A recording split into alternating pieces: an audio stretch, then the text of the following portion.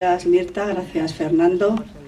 A continuación llega el turno de las asociaciones de memoria invitadas. La primera intervención le corresponde a la Agrupación de Familiares Exhumación de Valdenoceda. Una cárcel masculina en el norte de Burgos, la prisión central de Valdenoceda, donde la fórmula de exterminio consiste en dejar morir de hambre y de frío a los presos. Más de un centenar de ellos murieron así. Sus familiares están logrando rescatar sus cuerpos.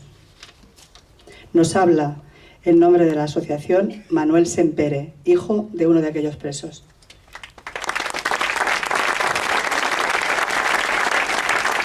Hola. Buenos días a todos.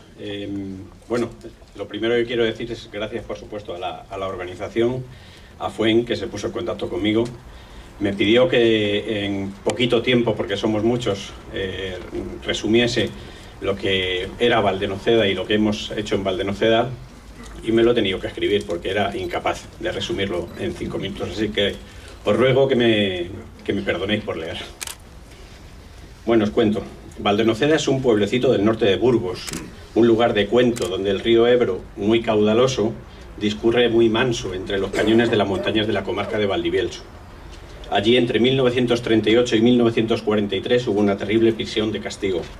Una prisión en la que la dictadura encarceló a cientos de presos manchegos, andaluces, madrileños. Allí no se mataba a nadie, ¿o sí? Lo explicaré de otra forma. Allí no se disparó contra nadie. Allí el régimen no gastó una sola bala. Les bastó con no dar de comer a aquellos presos, y así fueron muriendo uno a uno. 154 personas murieron de hambre, sobre todo entre los meses de febrero de 1941 y junio de 1942. En aquellos duros días, los presos apenas comían y muchos morían. Sus compañeros supervivientes se encargaban de fabricar con talones de madera un ataúd, y en él metían al compañero muerto con sus escasísimas pertenencias personales.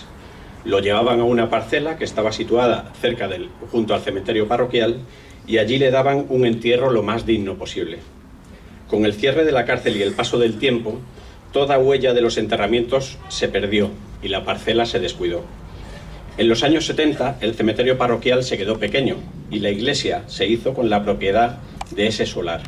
Comenzaron a enterrar a los fallecidos del pueblo encima de los restos de nuestros presos. Este fue el detonante para que algunas familias en aquel momento nos empezásemos a unir y a tomar conciencia de lo que allí estaba sucediendo. Lo cierto es que al abandono de los restos de nuestros padres y de nuestros abuelos se sumaba la humillación de ver cómo, sin siquiera pedir opinión a las familias de los muertos, se procedía a enterrar a otras personas encima de nuestros familiares.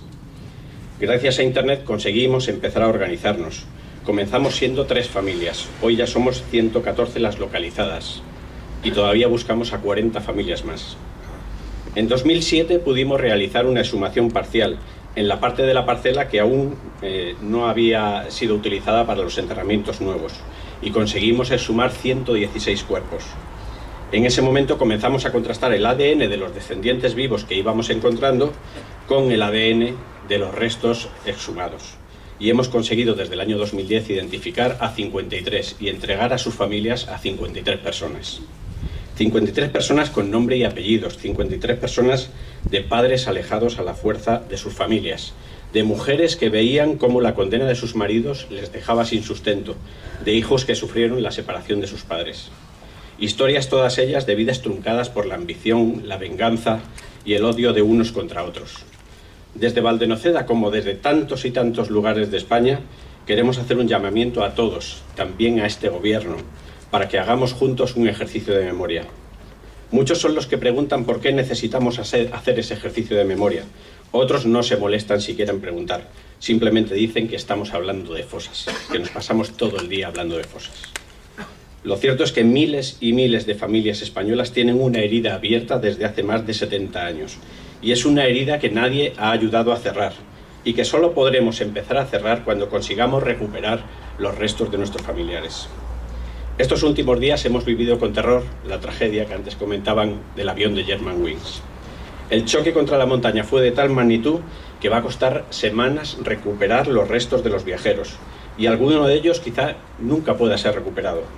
Los psicólogos que asisten a las familias tienen todos un punto de vista en común, y entrecomillo: las tragedias con cuerpos se asimilan antes. Está claro que sin un cadáver el estado de shock se alarga y también su recuperación. Decían los propios psicólogos a los medios de comunicación que les entrevistaban sobre las familias. Por eso, cueste lo que cueste, hay que intentar que las familias recuperen los restos de los suyos, porque sabemos que solo así podrán comenzar su duelo. Y todos, sin excepción, hemos entendido la necesidad de realizar ese esfuerzo extraordinario. Como digo, cueste lo que cueste.